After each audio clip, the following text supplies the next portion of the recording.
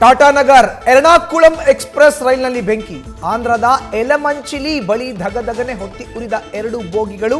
ಅದೃಷ್ಟವಶಾತ್ ಯಾವುದೇ ಪ್ರಾಣಾಪಾಯ ಸಂಭವಿಸಿಲ್ಲ ಅನ್ನೋ ಮಾಹಿತಿ.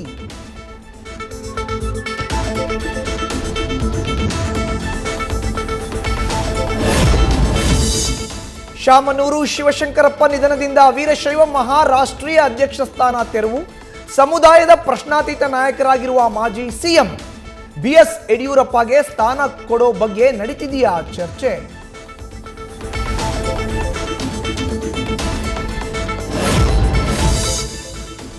ಸಮರ್ಥ, ಯೋಗ್ಯ, ಗಟ್ಟಿ ಧ್ವನಿಯ ಅವರು ಮಹಾಸಭಾದ ಅಧ್ಯಕ್ಷರಾಗಬೇಕು. ರಂಭಾಪುರಿ ಶ್ರೀಗಳ ಹೇಳಿಕೆಯಿಂದ ವೀರಶೈವ ಲಿಂಗಾಯತ ಸಮುದಾಯದಲ್ಲಿ ಸಂಚಲನ. ಅಧ್ಯಕ್ಷರಾಗುವ ರೇಸ್ನಲ್ಲಿ ಶಂಕರ್ ಬಿದ್ರಿ, ಈಶ್ವರ್ ಖಂಡ್ರೆ, ಪ್ರಭಾಕರ್ ಕೋರೆ, ಅತಿಣಿ ವೀರಣ್ಣ ಹೆಸರು ಕೂಡ ಮುನ್ನೆಲೆಗೆ.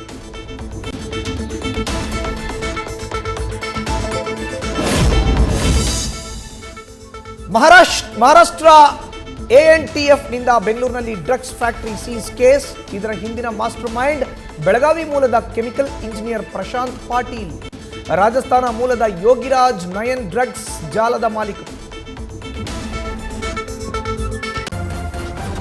ನ್ಯೂಸ್ ಫಸ್ಟ್, ನಿರ್ಭೀತಿಯಿಂದ ನಿಮ್ಮ ಪರವಾಗಿ.